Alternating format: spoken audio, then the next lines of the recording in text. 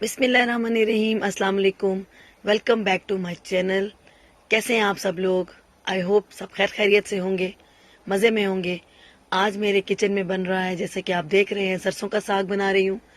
बहुत ही हमारी पंजाब की बहुत ही फेमस, बहुत ही ज़बरदस्त रेसिपी, सब शौक से खाते हैं, बच्चे बड़े। तो आज मैं बनाने जा रही हूँ आप सबके लिए बहुत ही इजी तरीके से। आई होप आपको अच्छा लगेगा। यहाँ मैंने सरसों का साग लिया है और साथ में पालक ली है। तो ये आप पे डिपेंड करता है आप कितना बना रहे हैं। जितना भी आप बनाएं, पालक जितनी भी लेंगे, सरसों का साग अगर आप 4 किलो ले रहे हैं तो आधी क्वांटिटी में पालक जाएगी, मतलब 2 किलो इसमें पालक जाएगी। तो जितना भी आप बना रहे हैं उसके हिसाब से आप पालक इसमें ऐड कर सकते हैं। तो यहाँ ये हमारे बहुत ही अच्छे हमारे जानने वाले हैं, उन्होंने हमें ये साग भेजा है। उनकी अपनी ज़मीनों का है और बिल्कुल फ्रेश है। तो मैंने आपको इस वजह से ये दिखाया कि ये कितना बिल्कुल फ्रेश और ताज़ा साग है। यहाँ मैंने सबसे पहले पत्तों को धोकर साग को, तो उसको फिर काट लिया और इसको मैंने अच्छे से धो के कटिंग करें। हमेशा साग को काट के मत धोएं। यहाँ मैंने हरी मिर्चें ली हैं क्योंकि मेरे पास साग की क्वांटिटी तकरीबन 5 kg से ज़्यादा है। तो मैं इसमें 1 पाव मिर्चें ऐड कर रही हूँ, हरी मिर्चें। और 2 मैंने साबित लहसुन लिए हैं और उनको छील कर रख लिए हैं, जो कि ये अभी बॉइलिंग पॉइंट पर इसके अंदर एडिट होगा। यहाँ मैं साग के अंदर जो मैंने धो के रखा हुआ था काट के, उसमें लहसुन डाल देना है और सारी हरी मिर्चें जाएंगी इसके अंदर। हरी मिर्चें हमारे यहाँ थोड़ा तीखा स्पाइसी पसंद किया जाता है क्योंकि साग है तो बिल्कुल फीका अच्छा नहीं लगता। इसके अंदर मैं 2 जग पानी के ऐड करूंगी क्योंकि मुझे इसको काफ़ी देर पकाना है। कुकर में भी लोग बना लेते हैं, लेकिन मैं इसको पतीले में हल्की आंच पर पकाऊंगी, जैसे कि हमारे देसी विलेज स्टाइल में बनता है। हमारा जो एक देहाती स्टाइल है साग बनाने का, उस तरीके से मैंने पानी डालकर इसमें तो इसको गलने के लिए खड़ा कर दिया है। ये देखिए यहाँ पर हल्की हल्की आंच पर साग पक रहा है। तकरीबन इस टाइम पर भी इसको 3 से 4 घंटे हो गए हैं पकते हुए। तो अभी ये मज़ीद पकेगा। मैं आपको बताऊंगी आहिस्ता आहिस्ता कि ये कैसे बहुत ही स्मूथ हमने इसको सेट करना है, बहुत इसको स्मूथ बनाना है। ये देखिए साग में भी पानी है और ये भी पक रहा है हल्की हल्की आंच पर। ये देखिए ये तक बहुत ज़्यादा बिल्कुल मैश हो गया, अच्छे से गल गया। इसको हल्की हल्की आंच पर पकाने से ही इसका फ्लेवर आता है। बस अब मैंने इसको चूल्हे पर ही अभी है तो मैंने इसमें ना घोटना देना शुरू कर दिया इसको। लोग अब जदीद तरीके हो गए हैं, लोग अब बहुत ज़्यादा फास्ट हो गए हैं, मशीन से इसको ब्लेंड करके और फटाफट से पका लेते हैं। लेकिन जो हमारा एक विलेज स्टाइल सरसों का साग है, उसका यही मज़ा है कि उसको घोटने से अच्छी तरह घोट के पकाया जाए। ये देखिए यहाँ मैंने इसको घोटा लगाना शुरू कर दिया, चूल्हा मैंने बंद कर दिया था। बस अब इसको हल्के हल्के हाथ से पीसना शुरू करना है। बहुत टाइम नहीं लगता, बिल्कुल ये अच्छे तरीके से अगर गला हुआ है तो हार्डली 15 से 20 मिनट में ये अच्छे से घोटते जाएंगे तो ये स्मूथ होता जाएगा। यहाँ मैंने इसमें आटा डाला है थोड़ा सा। मकई का आटा हो तो ज़्यादा बेस्ट है, मुझे नहीं मिला, यहाँ अवेलेबल नहीं था मेरे पास। तो मैं रेगुलर आटा जो घर में हम इस्तेमाल करते हैं वो डाल रही हूँ, ताकि इसको बहुत हमने स्मूथ सा बनाना है। तो अगर मकई का आटा आपको अवेलेबल है तो आप वो डाल लें। ये देखिए यहाँ मैंने इसके अंदर थोड़ा थोड़ा आटा शामिल करती जाऊंगी और इसको घोटा लगाती जाऊंगी। जैसे मुझे लगेगा कि इसका टेक्सचर बहुत ही स्मूथ और बहुत ही ज़बरदस्त हो गया, तो उस टाइम पर इसको हम डन कर देंगे।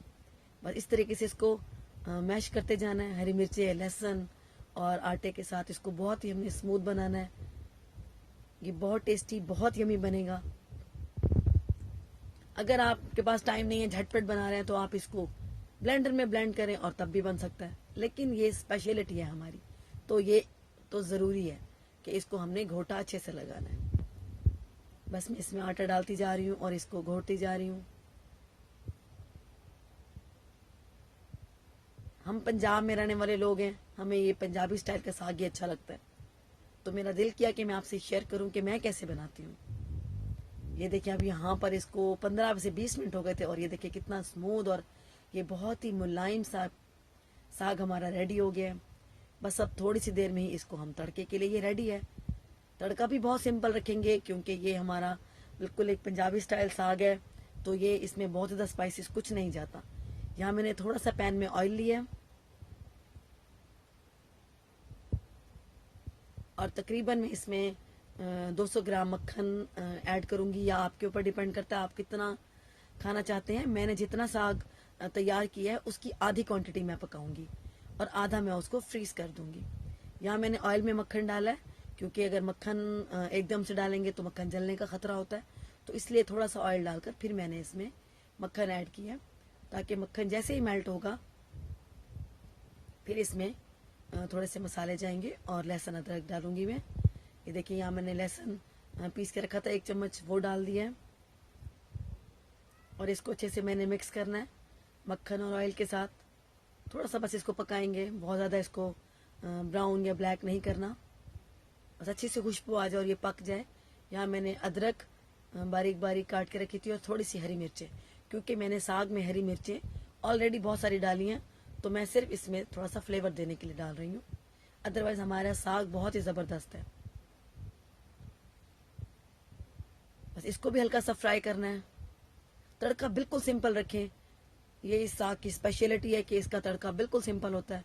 नमक ऐड किया मैंने 1 चम्मच, आपके टेस्ट के हिसाब से जितना आप इस्तेमाल करना चाहें। 1 चम्मच मैंने इसमें लाल मिर्च पाउडर डाला है और आधा चम्मच गरम मसाला। बस इससे ज़्यादा स्पाइसेस इसमें नहीं जाते। बस इसको हल्का सा मैं फ्राई करूंगी ताकि थोड़े से मसाले भुन जाएं। 2 से 3 चम्मच पानी डाल के, ताकि मसाले जले नहीं। बस ये मेरा तड़का रेडी है। और जो साग मैंने आपने देखा है मैंने बहुत सारा बॉईल किया है, वो तो मैंने सारा भी नहीं पकाना, मैं आधी क्वांटिटी में पका रही हूँ, तो मैंने आधा लिया उसमें से। तकरीबन 2 केजी समझ लें आप, मैंने उसका ये आपको मसाला बताया, तड़का बताया। बस यहाँ पे साग चला गया और बस अब इसको हमने हार्डली 5 मिनट तक ही पकाना है, क्योंकि ये बहुत ज़्यादा पक चुका है, बहुत ही ज़बरदस्त हो चुका है। इसको मज़ीद इसमें कुछ खास नहीं करना, कुछ इसको भुनाई नहीं करनी। बस ये हमारा साग रेडी है, तड़का इसका लग गया है। कितना ज़बरदस्त कलर और कितना खूबसूरत, देखने में दिल ऐसे आ जाता है कि बंदा फटाफट से इसको खा ले। हम सबका फेवरेट।